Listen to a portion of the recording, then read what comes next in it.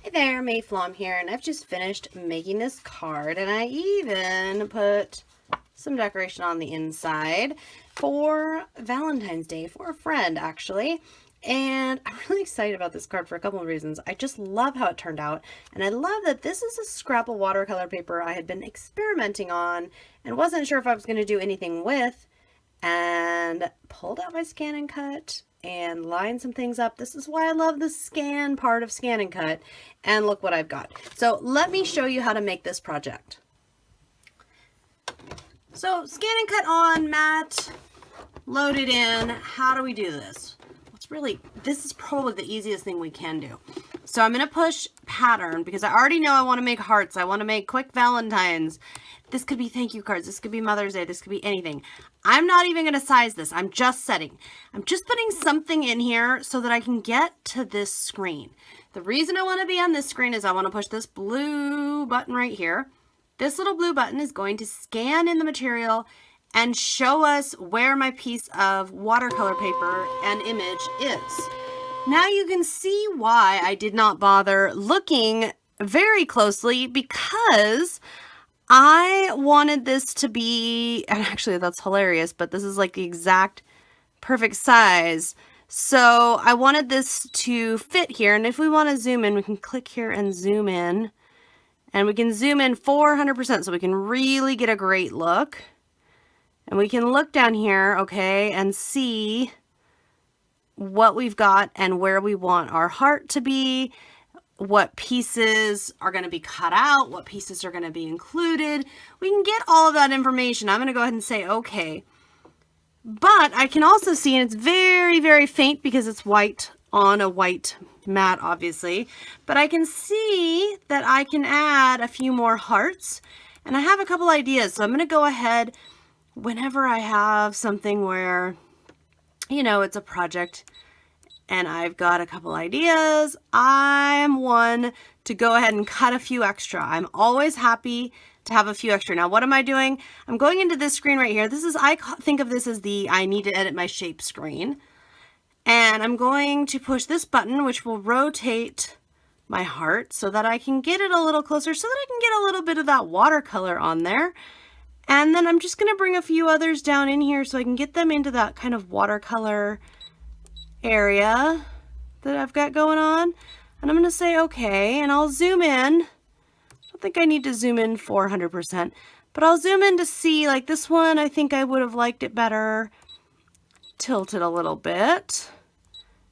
Whoops, I moved the wrong one. There we go. Okay, and then I'm going to say okay. Now this little one over here, I just wiggled.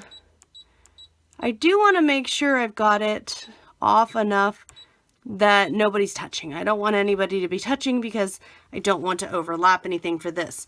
Once I'm ready, I'm good. Now it's just going to be a regular blade, usually about 8 for this particular kind of watercolor paper. It will depend though. I'm actually going to crank it up to 9 because this is an older blade that I use on watercolor paper because it's so fibery. It really tears up blades. So by having one that I already use on it and it's a little duller and I just have to put it a little heavier, then I'm not wearing down my new blade. Okay, just start, let it cut. What I love about this is this was a color experiment, just some stamps, some color mediums and such. I wanted to try an idea out. This let me try that idea out, but it also let me make something and cut this out in a way that I can then utilize in my projects. And that's what I'm going to do now, is turn this into a card. So I'm going to gather some colored cardstock, some foam adhesive, and a few little buttons and things to add a little bit of decorative touch. Now comes the super fun part, although I gotta say, for this kind of a project, every part of it is fun. I'm going to take some black ink and I'm just going to rub the edges of this heart. And I'm doing this because I want a little bit of pop. I want a little bit of contrast. So getting that in here, and you may need to fold that in a little bit like so. Okay. So there's that. And then I'm just going to put a couple of foam squares on this to prop it up. Okay, and I want to prop it up because I think it'll help make it really stand out on this card, but it also it gave me some dimension. Look at that. That's lovely. Give me some dimension, and I may trim this card to be a square. I haven't decided yet, but it'll also really just kind of help that be the focal point. I can always add, for example, I could add a little, I think I like this one for this. It's got some but not on all on there. And that actually, I believe that was from right over here. So I could add this on here if I wanted. I could double pop it, so I could put 2 pieces of foam adhesive to make it twice as tall, or I could have it be under. We've got a lot of options, and I like to keep things, when I'm doing this kind of a card, I like to keep things really flexible, so I don't have to commit just yet. I can just be looking at what I have and considering what I have, and then looking at what do I think I like here, what do I think will work well, and just kind of picking and choosing some various pieces for my card. And this is going to be really a super, super fun one. I've got these are all just, I just mixed up a few of my different mixes. I mixed some various mixes here of sequins, beads, buttons, and some little pearls because I wasn't sure what I wanted. And I like to have a little dish to play with. It makes it really easy, really fun. So I just need to pick where the bigger pieces are going. And I do think I want to leave this as a rectangle. So I'm going to center this on here and go ahead and adhere this down, and everybody else will work around the lion in the center. Projects like this are a lot of fun for me because, what started out as let's just test some color mediums, let's test some stamps. It didn't quite work out how I wanted, so that's okay though, because I was using a scrap of watercolor paper, which I could then, let's see, yeah, I want it like that, which I could then turn into, okay, well now we're going to make a card. So I've got that, and then I'm going to go ahead and get some liquid adhesive going for a couple little embellishments along this line here, right along here, just kind of where our little lion is setting there.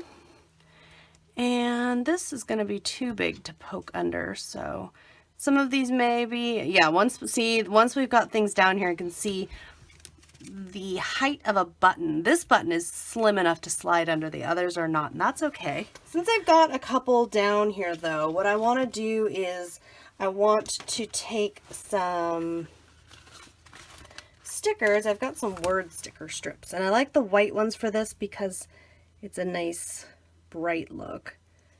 Okay, and I'm just going to adhere it down like so. I'm not going to worry about this side because I'm going to put a little button under there, and that little button will prop that sticker. I'm actually just going to squirt a little adhesive in there like so. Put this little guy in there, and that will all stick together. And I'm just going to keep repeating just kind of some adhering of little things. I want to be careful not to use too much adhesive, only because what we don't want to have happen is we don't want there to be so much adhesive on here that things start getting bogged down, that things start not being able to withstand, the paper can't withstand the weight. This doesn't work, that doesn't work. We don't want that. We don't want that at all. So what I'm doing is, if I've got a little adhesive, I just try to get that little bit of adhesive on there and get it working. Okay, and this little guy is sliding under too much. I want it under a little bit, just a little bit. Okay, and then I'll just slide in here and just, I picked up a water bottle instead of my adhesive. That's not gonna work. And I'm just gonna pick up little sequins and little bits and little pieces here and just kind of slide them into place. Just kind of let them sit. Okay, let little pieces that I pick up, that I like for this project, let them kind of fall into place, although apparently my finger is magnetic to sequins at the moment. And just repeat with the little bits and pieces. If I'm feeling like it needs a little extra something, I can just get some glitter glue. I love glitter glue for projects like this because you can just kind of fill in any empty dots. And I was going to go metallic, but now I'm thinking let's be really bold and go bright pink. Okay, so if you've got any awkward spots, you don't want awkward spots, you'll just fill them in with little dots of adhesive. And just keep repeating this. Now notice I'm not going crazy all over the place. I'm keeping it fairly tame. And that's definitely intentional because I want that center to be the real star. And I do still want to use this. And I just haven't figured out quite where exactly I was going to want it. If I still wanted it over here, I just couldn't quite fit this in here. So what I'm going to do when this happens, when I get going on a project and I really like something, but it just doesn't fit, or I'm going to have to make something be kind of awkward to make it fit, to force it. Look, something like this, watch. We're going to put it right inside. So now that heart is going to be inside there. So when they open my card, I'll have my little note and my little heart. And I just love this. I just think this is so much fun. I love projects like this. Start doing things you love. I like that one too. So I'm going to put that one on the inside. Sometimes, you know, I don't always do it, but sometimes I like to dress up the insides of my cards a little bit.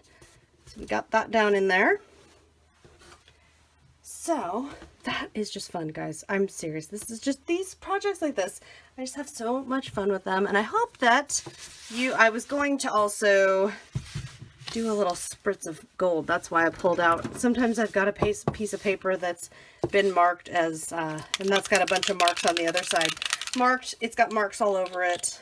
I've been playing with things. So when that happens, and I'm just tapping, I like to pull the top off and tap. If you're new to my videos, that's something I do, because I find I can control a little better how much I'm getting and where. Okay. So once that mist, I'll give it a chance to dry, and once it is totally dry, I'll add a few more sequins. I do like when I'm working on paper like this, I don't want to overwhelm it with liquid mediums because cardstock really isn't made for a ton of medium. But once that dries off, add a few more little sequins here from my dish, maybe a couple little beads, and I've got a Valentine just like that. I really hope that you have enjoyed this video tutorial. As always, I've got more going up every week on my blog and usually on my YouTube channel as well. If you have any questions, you can feel free to leave me a comment on YouTube. I'll see you next time.